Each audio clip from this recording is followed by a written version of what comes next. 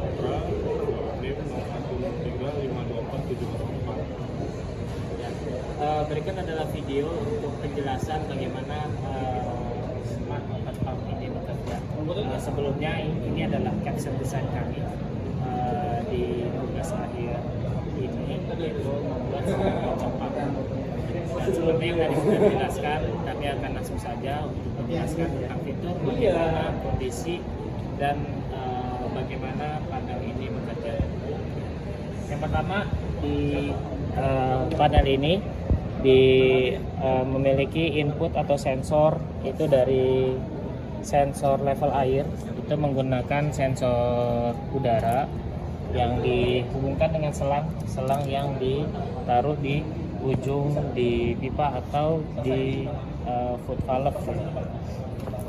Lalu kedua adalah sensor flow meter, ya. Ini flow meter setengah in yang nanti akan membaca flow air yang bekerja.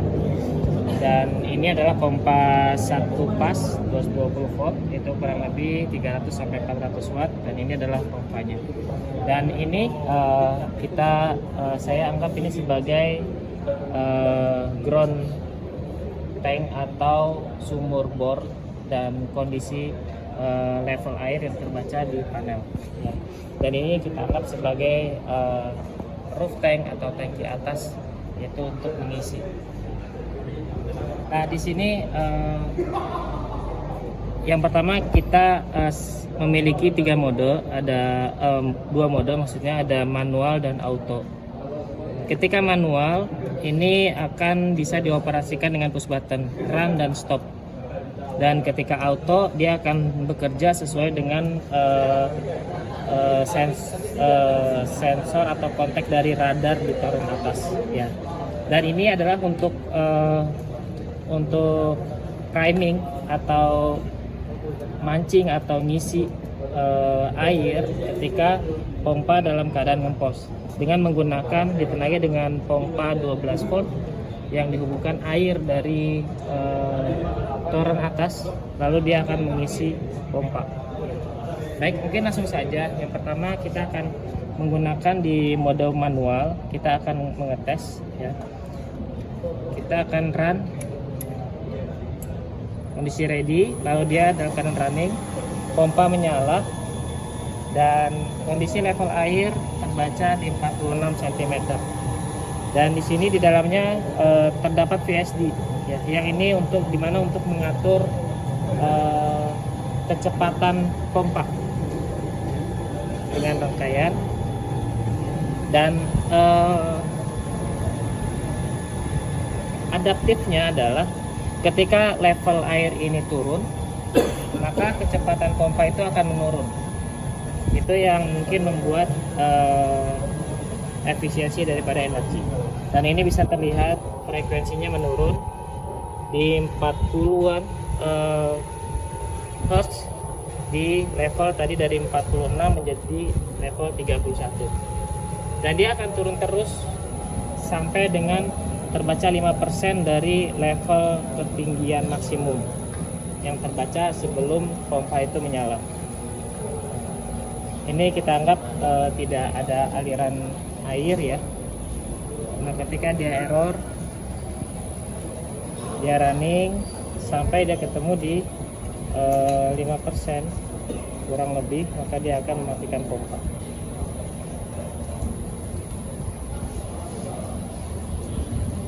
Ya, di 21 cm dia turun terus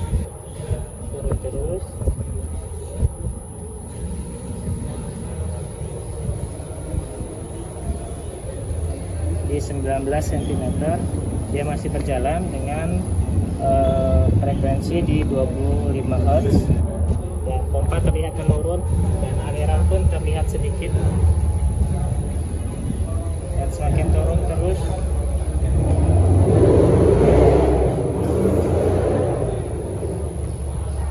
Lalu sampai pada kondisi error low level.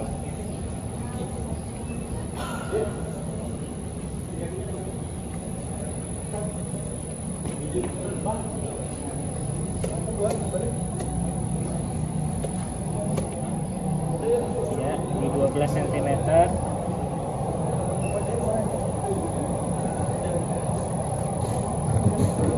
Contoh start. Ketika di 11 cm dia akan terbaca error low. Ya, error low di mana di IoT di Blink ini juga terbaca error low. Ya, seperti yang terlihat. Ini level 11 cm. Oke. Oke, ini adalah kondisi ketika level air di bawah tanah itu rendah dan dia akan terbaca error low, lalu motor akan mati. Nah, ini kita akan coba reset kembali dan kita akan coba reset. Oke. Lalu untuk priming kita akan coba ketika dalam kondisi ngempos. Ya, tadi dalam kondisi error low, kita akan selanjutnya akan mencoba dalam kondisi error ngempos atau error dry.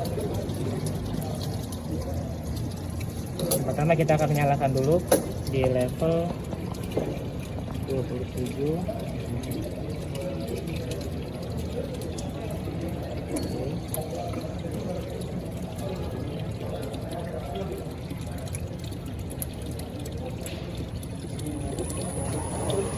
Oke, pompa running.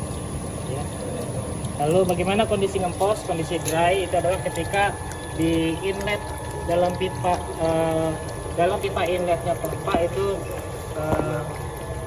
kemasukan udara atau termasuknya udara. Jadi kita akan coba kondisi dalam masukan udara. Udara masuk, maka otomatis pompa akan dry run atau ngempos karena tidak ada aliran.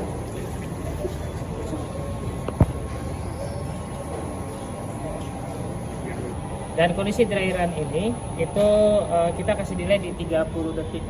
Jadi ketika 30 detik dalam kondisi flow levelnya ini 0, maka si pompa akan mati. Ya, mungkin agak cukup lama, ketika nunggu 30 detik dia akan terbaca error dry.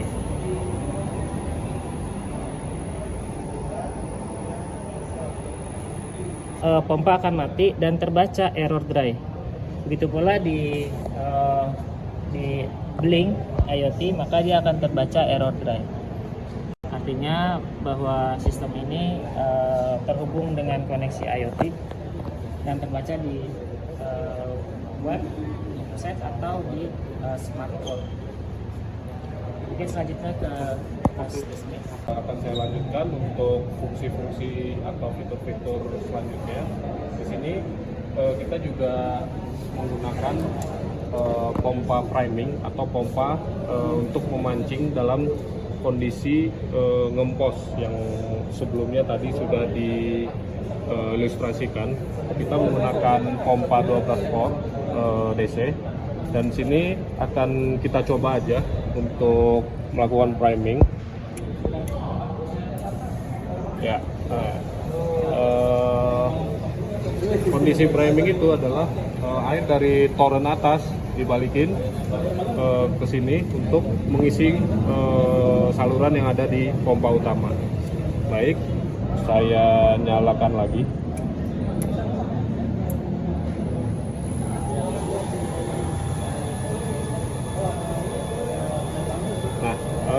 Di sini dengan sistem yang ada atau kondisi instalasi seperti ini, kita bisa menganalogikan kondisi, kita bisa membaca level stabil dari air di bawah tanah. Di sini bisa kita ilustrasikan dengan kita membuka valve dari toren dan air akan mengalir balik ke ground tank dan kita kondisikan itu stabil sehingga kita bisa memonitoring kondisi atau level air yang ada di bawah tanah. Dan sini kita bisa baca kondisi air stabil di 31 cm. Oke, mungkin selanjutnya sebagai ya di sini juga ada fungsi tadi sudah dijelaskan ada 3 fungsi, manual, off, dan auto. Nah, saya sedikit menjelaskan fungsi dari auto itu akan bekerja berdasarkan trigger dari sensor radar yang kita pasang di toren.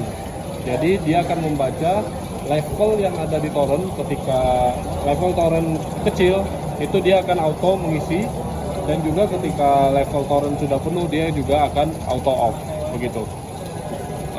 Selanjutnya sebagai penutup mungkin saya akan mengulas di Blink. Di Blink kita dapat memonitoring ada beberapa menu, ada flow rate, ada groundwater level, total volume, mode, dan status. Nah, di sini dari beberapa percobaan yang kita lakukan, statusnya itu akan terlihat di sini: ready, running, error low, error dry, dan priming. Dan juga kondisi level air yang ada di ground tank akan selalu terbaca dan termonitoring di sini. Dan 3 mode tadi yang disebutkan di awal itu dapat dilihat di menu mode auto, manual, dan bypass. Nah, setelah kita menjalankan sistem itu secara terus-menerus, total volume air yang dipompakan dari ground tank ke toren itu akan selalu terbaca. Dan di sini dapat kita lihat kita sudah memompakan air sebanyak 142 liter, dan juga flow rate yang mengalir atau aliran air yang kita pasang di sensor di output dari pompa itu akan terbaca di sini, yaitu di 19 liter per menit. Oke, saya rasa cukup dari saya. Mungkin saya tutup. Saya Deswi Putra dan rekan saya Saya Niki Ardiansyah, kurang lebihnya